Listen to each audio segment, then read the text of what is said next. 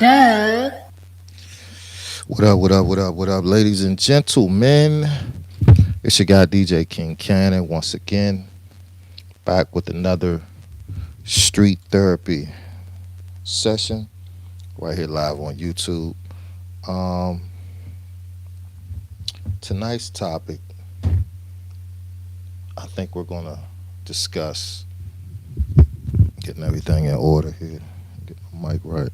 Tonight, I believe we're going to just talk a little bit, and of course, this is a topic we can always come back and revisit. But tonight, we would like to discuss co-parenting. Um, some people are in relationships or situationships that have led them in a position where they have to figure out a balance between how to raise their child with their partner, either through divorce or separation. But no matter what, you always want to stay relevant in your child's life. So um, today I have a special guest on the line, and I'm not going to say too much, but they would like to remain anonymous for the time being. And he just wanted to discuss one of their co-parenting situations. Anonymous, hey, what's up? What's going on? Live on the line, man. How you doing? How's everything? Doing all right, man. Just chilling, man. All right, cool. So you wanted to tell me about your situation, one of your worst situations with your co-parenting um, lifestyle. Yeah, it's crazy. Like when I was co-parenting with my baby mother, it's like every time, like you can't even get stuck in traffic. As soon as like if I'm supposed to pick them up at 3, I get there at 3:30. Oh, you don't love the kids. What are you talking about? I was Mm, late because of mm, the traffic. It's yeah. crazy. Like they try to make you just seem like you're the worst person no matter what you do. If you say, "Oh, okay, I'm going to take them to," say you say I'm gonna give them something to eat, and you say, "All right, well, probably going to take them to Red Lobster, something, give them something to eat." You take them to Olive Garden. What you say? You said, "Come on, man, stop the silly shit, man. Mm. Everything ain't got to Please be watch your language. exactly." I was Um, like,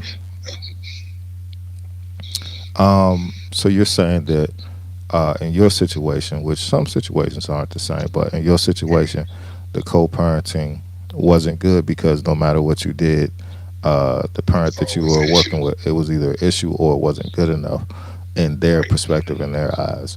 Um, Exactly. how did the relationship end with you and your, if I can ask, your significant other or former significant other, to get you out to the co-parenting situation? Oh well, it was situations like my significant other, baby mother, I like to call, was I think very undecisive person. Like 1 minute she wanted me, and the next minute she didn't want me. So it was to the point where Mm, one day she came, she took, I proposed to her, and she took the ring to my mother's house. Told my mother she didn't want nothing to do with me no more. wow. Okay, cool. I was like, wow, okay. So when I decided to move on, she goes into the kids. I left them alone. I was like, hold on, man, you left me. But then, of course, you can't. The crazy part is you can't even tell the kids that you got to take that blame. Mm, So I'm like, damn. It's like you try to tell me that you broke up with me, but then you tell the kids I broke up with you. Why not? We could just sit down and have. I wanted to have a conversation with all of us to sit down and say, hey, me and your mother don't see eye to eye on somewhere, but that's don't throw all the blame on me. mm, But that's how it went down. It's like, cause she didn't want to take the blame then. When I move on, and then I had another kid with my wife, then it's all of a sudden we need to be back together again, which is crazy too. In the whole, and it's just, and the other crazy part is that this is a thing too that when a woman has your child, even if y'all not together, she still feel like she's the most important woman in your life until you have a child with another woman, and mm. then that's when it's almost like the tires go flat on the car. It's crazy after that. It's like whoa, hold on, because they always feel like they're on the pedestal as long as they know they always say I have his kids. So no matter who else come along until somebody else have his kids, she always feels she's better than everybody in your life. And like I said, with my situation was you you made this. I was trying to work it out. You You referring see, to your kid's mother? yeah, my kid's mother, Uh, she decided she didn't want to work it out until she wanted me. It's like it's almost like I like to call it. It's like the kid, the toy on the shelf. They don't want you until they see somebody else trying to play with you. Because you know, like when kids see a toy, they can have a toy sitting on, see, they can have a toy sitting on the dresser forever and a day. Then soon, when their cousins come over, and start playing with that, then that toy is important to them. it's their That's favorite toy. basically how that was. Their favorite Uh, toy now. It's their and favorite that's their toy. favorite toy now. Yeah, their Yeah. favorite toy. Oh, no, you can't play with that. Oh, the toy sat on the shelf for a year. You ain't touch it. So when Okay. someone else want to play with now, that's what that is. Okay. So you've been through this before So, with boy, your trying to co-parent. What did you learn from the co-parenting experience? the, what I've learned from the co-parenting experience Yeah. is that in the beginning, I thought it was cool because I still felt like I was going to be in my children's life. But in the long run, your kids just don't live on Saturday and Sunday. They live Monday through Friday too. So that's 5 days that you're not in their life means a lot. So Mm, you can't, because it's 7 days in a week. You can't just been your kids 2 days out the week. So the main thing I learned is if you're gonna lay down with somebody, try to find somebody you think you can deal with and be with. Because there's nothing more important than waking up every morning with your kids. mm, So don't be out here trying thinking, oh yeah, I could be a father. Nah. Because you so much you missed on 5 days if you only see them 2 days. yeah. Is you miss a lot in them 5 days. There's a lot going on 5 days. The kids begin to be bullied at school. You not there because you told it didn't happen on Saturday. Like shit. You know how much stuff happened between Monday through Friday? Do you miss trying to co-parent Yeah. and trying to be there? So the main thing I learned is, hey, you lay down with somebody. Stop trying to lay down with random chicks that you can't stand. Because a lot of people don't understand is what I had to learn was it's more than a relationship than just sex. I mean, because sex will fade. No matter how good it is, eventually it'll fade. And you just stuck with looking at the person like, okay, what else we got in common? Well, I tell And then, people that everything fades. The looks yeah, fade. exactly, everything They could get fades. sick. They can lose. They can get bigger. They can get smaller. They can. A lot of things can happen over time. That you're looking at the moment of, oh yeah, she look good, or this is this, or this is that. But in that moment, you gotta think about the time. If you plan on spending the rest of your life, a lot of other things matter in that situation. She has to have a great personality. He has to have a great personality. They have to satisfy your mental as well as your physical stimulation. Hmm. And also, you got to realize this.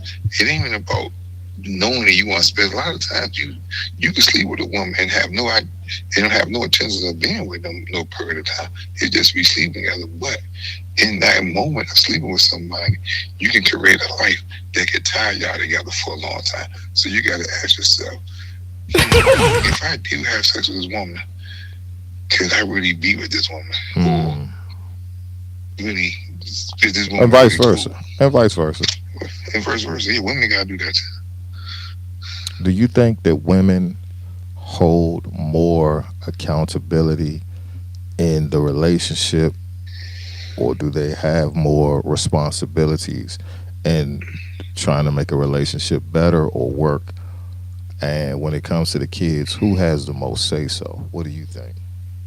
Women, for one, women, the kids will always gravitate to the woman most of the time, unless the woman is a terrible mother. But most of the time, kids are going to gravitate to the woman. Mm. So it's going to be the woman's going to definitely have almost like the final say so in it. So it's like, oh, so it's going to be like the woman is because like it's just like in my situation, I could never tell my kids the real truth because their mother their world. So you even if I got the back, What you mean the truth? look The up. truth that their mother told them that it didn't. What was the story? The truth is their mother broke up with me. I didn't break up with her. Hmm. And she the one that wanted to leave us. I was the one that wanted to work. She the one that didn't want to work. She Right. didn't care whether it worked or not. Right. So that was on her. But what was told to them is I don't love them, I'm leaving them. And that's not the truth. Right. But can I sit down and explain that? And the thing is, as the kids get older, that still takes effect on them. Mm. It's like me and my oldest son, Angelo, oh shit, we can't have a great relationship Wow. because he still got that stigma in his mind that I left him, Yeah. which I really didn't. But I can't even sit there and tell him, say, man, your mother wanted to break up with me. Yeah. I can't even say that. I just got to take that hit Mm. because their mother, their most important thing to them. Yeah. And that's the thing. The mother's always going to be, when it comes to kids, the mother's always going to be the most important thing because they came from their mother. Do you So think that women are villainizing men when they aren't in control of the relationship or the situation anymore, where there's the split or divorce? Do you think women are more commonly spewing hatred into the kids to make them have a dislike towards the father or the family or whatever it is from that other side? What are your I thoughts think on that? I think it depends on the woman and the situation. I think that when a woman feels like it's their fault if their relationship is not working, yes, they try to. Most women would try to spin it off on the man because they don't. Women don't like to take failure. But if they know for a fact it's the man's fault, Mm. it depends on the woman how confident where she at in her life. If she's doing good without the man, she could kill us. Oh yeah, that's her dad. I'm not gonna say nothing bad about because I'm doing good. Then if the woman's doing bad in life and she get very struggling with it, she gonna be like, hey, why we not eating regular meals? Because your daddy left us eating piece of crap. That's the reason why, because I'm struggling. So of course, he's the reason why we struggle.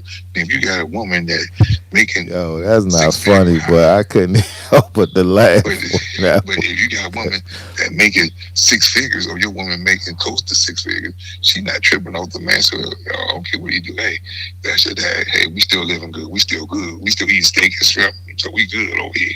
And Mm. if you eating bologna and fried cheese sandwich, and because the dad left it, that's when the hate, because the kids could see the difference between when the father was there and the father was not there. And of course, your mother gonna make it like your dad just left because he just wanted to leave.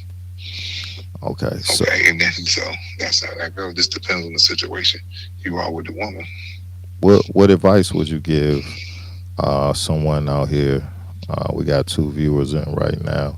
What advice would you, as a co-parent or have been through the process, what would you tell someone who is either going in a relationship right now that maybe, or a marriage right now that's going through um, inconsistencies? I like that word, inconsistencies.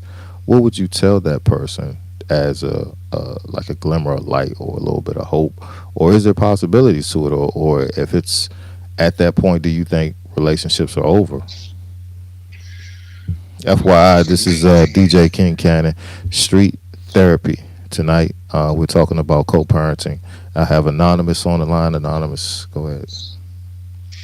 okay, the biggest advice is communication. You have to see where your partner's head at. Sometimes they just might just be confused themselves. I mean, raising kids co-parenting can be confusing at times, especially it depends on how many moving parts are in it. Like if you have, like say if your baby mother, you co-parenting, but she has another child with Can we somebody can we else, can we take baby mother off the table and say kid's mother? or kid's mother. Okay, kid's mother. Say your kid's mother have a kid with somebody else as well, and there's two kids with two different um, fathers. Then that could be a dynamic that could be not. It could be difficult, or it could be just yours. And then, like I said, it's a lot of things that play a part in that. You got child support. Like I'm a big thing on child support can change the dynamic of your relationship with your kids because if you paying a lot of child support and you're barely making it, say if you make $1,500 every check and they taking 600 out of your check, you only got 900. You got a car, you got somewhere to live. It's gonna be hard to do that and maintain a relationship with your kid. Mm. So that could put a tightness on co-parenting, because she gonna be like, well, you won't never get your kids, but hey, I can't I'm afford working to all the get time them. because Right. I can't afford to get them. I can't afford to pay you child support. You getting $600 and give them and feed them and do stuff with them. I ain't got no money. So all that. So my biggest thing is, my biggest advice to anybody that's co-parenting or in a relationship that look like it could be head to co-parenting is communicate and see where that person head is at, what road they want to go on. Mm-hmm. See if they're confused and try to help them get out of the confusion. And my thing is with the co-purge. And if you have the co-purge, I don't advise it because, like I said, um, kids um, live 7 days a week, not just 2 days out the week. But if you have to co-purge, then try to make it as simple as possible. Mm. Don't try to put a whole lot into it to say, hey, I'm gonna get them this day, and try to live to the structure which I have. Don't try to go outside that structure. Don't say, I'm gonna pick them on Saturday and Sunday. Saturday and Sunday, and then when Saturday and Sunday come, oh no, I can't get them Saturday. Maybe Oh, I get them another. See, that those are co-parenting all, and that can be frustrating because the child's mother might have plans that Saturday. You gonna get them. Maybe she might get another job, may have another job. Hey, I'm trying to help you out with your child support. I might try. There's so many different dynamics. So when you make a structure of it, if you're gonna co-parent, then keep your part of that structure. stay Because consistent. once you stay Inconsistencies are no consistent, good. that could destroy the whole dynamic of co-parenting. Mm. So if you co-parenting, you have to be consistent. You have to communicate. If there is a change, you need to make sure that change is notified well in advance. Yeah. Yeah. So, because things do happen, so you have to do that. Because you can stay in constant communication with that person, makes that person feel okay. Like, okay, we need to make it. The thing is, no matter what, as co-parenting, you still want your kids to know that they're important to you. Even if you co-parenting, still try to call them on a Wednesday or Tuesday. Hey, this thing about you. Always still try to call them. So even if you can't be there, still call them, ask them how their day was, stuff like that. How And you long? set that up. How long? Because a lot of people have been through this process, myself as well. How long do you think the anger of the breakup should be significant in the relationship, in the ex relationship? I don't know if you understand what I'm saying, but Yeah, sometimes anger. there's Yeah. that anger that builds the bitterness where the mother won't let the father see the kids because she's still angry with him for breaking up. And like you say, most women who are doing well, they're not looking at it as, hey, we doing bad because your dad's not here. They look at it Exactly. as, hey, you can see him or whatever. These your kids too. But I mean, how long should someone hold on to that? And I'm talking normal people because some people are completely abnormal out here, and we all know this. What do you think the anger time should be to be mad until we start figuring out resolutions so that we can spend time with the kids on the weekends and weekdays and balance out I the mean, schedule? it's so many different ways you can look at that. That's a broad question because it depends on the breakup. Why was the breakup? Like, say for instance, um, y'all just came together. You and the child's mother came together and said, you know what, we really just not getting along. So we just got to figure this out. With Mm, something like in a situation like that, this is probably not going to be a whole lot of um, hurt, whatever. Because y'all both mutual side that the breakers. But say for instance, if your the kid's mother catch the kid's father cheating on her with a whole other woman, hey, that dynamic could be different. Like, oh, mm, okay, hold on. Hey, I'm supposed to be a woman and you cheating on me, and then yeah, now that could last. That ain't a monster. It could last for 6 months, a year, 2 years, because it depends on where that woman's mindset. Because if she's thinking that okay, we building towards a family, the White House, the white picket fence, and the white all that, and then she catch you cheating, and that dream gets destroyed, she might hate you for. And like I said, it depends on how long it takes her to rebound, mm, to get back on her feet, to get the back. Because say if y'all was co-parent and y'all was living together, then she catch you cheating and you got to leave, now she got to find a big financial burden falls on her. mm. So until she gets back into her, most of the time it's until she get back on her feet and get back to her normal, then she can start forgiving you and that type of thing. Because at the end of the day, it's just like if you catch her cheating on you with a whole nother man, and you sitting there, wow, you, especially me, because we really can't accept that. It's hard for us. So might take a man like a year or two before we even think about forgiving her. Mm, It's because you can't believe he did that. mm, So it's like I said, it just depends on the dynamic of why y'all broke up, mm-hmm. on how long it's going to take to get it back to co-parenting styles. If you understand what I'm saying. Right. No, I completely understand. Uh, I appreciate having you on here, man. Is there any closing thoughts you would like to give the people? I mean, the main thing is always remember, and I know you heard this before, communicate with your kids' parents, mothers. If you are co-parenting, always make sure that you let your kids know you love them. It's always try to, in the structure of co-parenting, make sure that even if you're not there, you can call them and speak to them, even during the week, because that means a lot. Always ask them how their day was, make them feel important. Let them make sure that they're important in your life. That's the main thing. Make sure the kids know that they are important to you. And you should eventually, even if it might start off rough, but eventually, because even mothers realize that my kids are important to them. That makes them feel good as well. So if you can communicate with her, make sure the kids feel important in your life. It should smoothen the road should smooth out, even if it starts a little rocky at first. That's what. Little noise, my man Anonymous. I don't have my applause on here yet, man. That was one of our first guests, and yes, I'm going ghetto style right off the speakerphone until I put the software on my laptop to make it so I can have people call in directly. But tonight we're talking about co-parent. I'd like to thank Anonymous for giving a call and telling us their thoughts on their situation in co-parenting. And of course, every situation is different. You know, some relationships take a little bit longer to heal from. Some situations take a little longer to grow from. Um, I believe it's clarity and also clarity and communication are the top things that make a co-parenting relationship that much more successful. And if you're willing to do that, put the ego aside, put the pride aside, put the anger aside, put those things aside, and remember, I'm terrible with this too. Hold on. Put the excuse me. Put the pride aside, put the ego aside, put the tragedy or the turmoil that you're facing from that situation. If you put these things aside, you can come together with each other and actually turn that co-parenting into a beautiful situation. But communication is the key, the first thing.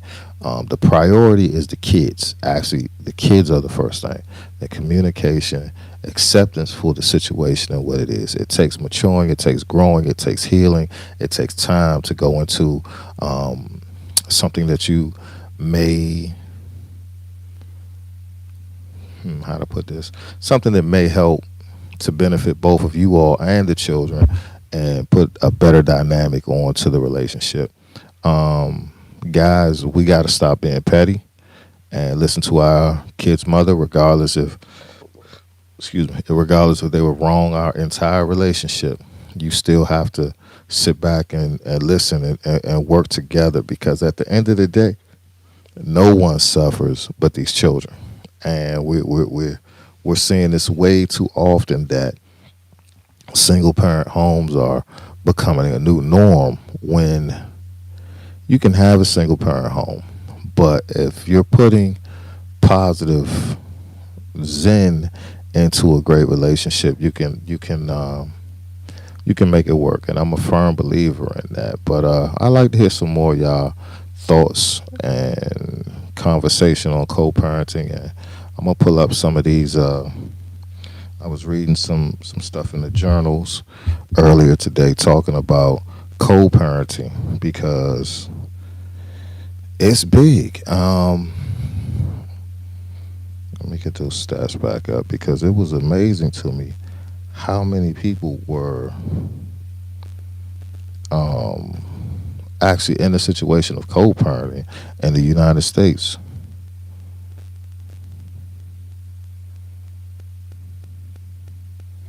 Yeah, feel free to tap in if you're here though. But if you are here, thank you so much for coming through. Tap the screen. Let me know you're here. Drop a one in the chat. Um, Better co-parenting. Okay, and co-parenting resources. Ready. That's another thing. You have to be prepared to set boundaries, because there are going to be things that you're not going to like, that your partner is going to do. But co-parenting plan is a detailed court-approved agreement. I'm not a big fan of that, because I think that you don't really need the courts to tell you what to do, when to do, how to do. I'm a firm believer in, you don't need the courts to tell you how to run your life. Two grown adults don't need to go to court. Like, if you can communicate and put the bitterness and the anger to the side, that's the first thing, is you have to stop being angry with each other. But outlining how divorced parents share child, and this is talking about divorced parents, not even situationships. Let's see, child rearing, covering schedules from holidays, summers, major decisions, education, health, religion, communication, responsibilities, ensuring consistent child focused environment to minimize conflict and to support the child's well being in both homes, which the court makes it tough, because, again, like Anonymous said, I'll go back to that conversation. How can you, as a father that's making 1,500 to $2,000 a check, manage to co-parent, and when it's time to become the weekend parent, or the holiday parent, or the summertime parent, you've been paying your own bills, but you also have to show up and pay child support to someone as well. And I think that makes it a little difficult. I think there should be some sort of financial agreements to help kick in with your children that are living with the person that you gave birth to them with. I think there should be that, but I don't think we should be looking at the courts and allowing the courts to put these huge chunks into child support. Again, communication, respecting each other, clear boundaries and guidelines for what y'all should be doing. Most people know when the relationship is about to be over. And when that relationship is over, similar to the passing of a family member, you would know what's the next step. Okay, we have to get the casket. And I know a lot of people don't want to talk about breakups in relationships, but think about marriage. A lot of people don't want to talk about death, but we need the arrangements. We need what is it? A death plot. We need a will. We need a testament. We need a trust. We need all of these things aligned, so that when the person is in charge, or let's say, God forbid, something happens to anyone, mom, dad, uncle, grandma, whoever, you have a plan B, or a backup plan, or we know what the next form of action should be. And I think that's the same thing for child support. Um, Today's problem is, and this is a term I'm going to use on here, and I'm sure no one has heard it before, but it's the term uncomfortable conversations. And in order to make your relationship grow and glow, you need to have certain uncomfortable conversations. These uncomfortable conversations can consist of several things: finances, um, religion, relationship, education, intimacy, um, goals. These uncomfortable conversations can touch an array of subjects, and don't be afraid to have them. If you're with your person that you think is your person, don't be afraid of the uncomfortable conversations, because it's a space that will put you in position to love, learn, and grow. So some people don't get a chance to love, learn, and grow. But those uncomfortable conversations will make your relationship bond grow and feel tight, strong, healthy, happy. It's okay to talk about finances. It's okay to ask your partner, "Hey, how much? What's our monthly expense?" Imagine you growing old with someone, and they've taken care of the rent or mortgage and utilities for the last 15, 20 years.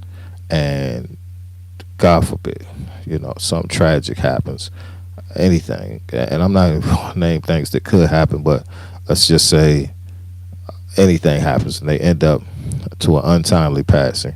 How hard it would it have been to have the conversation of, hey, where do I pay our mortgage to? What's the lending company do? How many more payments do we have left on our home? How many more payments do we have on our? Just having a will and testament is okay, but you still need to have some uncomfortable conversations that make a relationship grow. Some of y'all out there are holding back in other categories because you don't want to have these uncomfortable conversations, and they're critical and important to relationships, to helping you grow and becoming one and moving to the next level. A lot of relationships would lasted longer if people were willing to have those uncomfortable conversations. And unfortunately, some people were not willing to have those conversations, and the relationships end up tanking. So if you don't want to have that relationship explode, have those uncomfortable conversations. Oh, we got something. What's good, bro? What up, G? What's up, Cody? What's happening? My mic just went down on me. I don't know how that. Okay, I guess not. Yeah, yeah. So tonight we're talking co-parenting and that almost bust my lip. Co-parenting and how parents can make their relationships better. Key elements include physical custody, decision making, authority. You know, how are you disciplining your kids, and then the almighty uncomfortable conversation. Who is that around my kids? You got a new man, you got a new woman. I'm not sure, and I hear different numbers all the time, how long we should wait until we introduce our children to our new partner. I've heard all types of things. I've heard instantly. I've heard a month. I've heard once y'all figure out if y'all are serious. I've heard so many different numbers that make it interesting to even guess, like how, where, when, like what number, what's a good number to introduce your kids to your new boyfriend or girlfriend or partner. And if you do that, when do you give the approval or ask for the, when does the partner get to meet the new boyfriend or girlfriend? Do they get to meet them immediately? Is there a timeline that you're trying to do, and how does that work? But these are all uncomfortable conversations that I think people need to start having. And I have more for y'all, but I gotta go. Something just came up, and I appreciate you guys' time. Um, as always, I'm on here pretty much every day that I can come in. Day 21 of 365 days streaming with your guy DJ King Kannon. Tonight's talk. Keep the conversation going, guys. If this pops up in your feed, that means you're out looking for some sort of co-parenting tips, and we just had a great call in and let us know some things. So um, I have to go, but if you if you're trying to find me later, I'll be on the platform that with your hands on your watch too. Um, yeah, DJ King Cannon. Y'all have a great day, and don't be afraid of the snow this weekend. Get your sled and go have some fun. Peace out.